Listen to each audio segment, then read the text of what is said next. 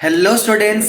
आज मुझे तुम गोटे एमती इंट्रोडक्शन कहबी एमती गोटे उपक्रम कहबी जोटा कि तुम जेकोसी ऋतुभित्तिक रचना पढ़ी तुम एग्जाम रे लिखिक आसपर। तो खाता आउ पेन आण आउ लेखा आरंभ कर दियो। उपक्रमटी ईश्वर सृष्टि बड़ विचित्रमय। केउठारे घन घन जंगल भरी देइछंती तो केउठारे भरी देइछंती मरुभूमिर कंटाबुदा। केउठारे तुषारपात होइथाए तो केउठारे आग्नेय उद्गीरण। किंतु से सबु सत्वे प्रकृति नैसर्गिक सुषमार अधिकारिणी। सेथिपाई प्रकृति 6टी ऋतु भाव ए पृथ्वी पृष्ठ को अवतरण करिथाए। सेथि मध्यरु जदि तुम ग्रीष्म ऋतु पढ़ी लिखिपर ग्रीष्म ऋतु अन्यतम, जदि पढ़ी शीत ऋतु ताले शीत ऋतु अन्यतम। एवं अपकरिता थिले मध्य एही ऋतुटी खूब बढ़िया एवं प्राय लोकंकर प्रिय होइथाए।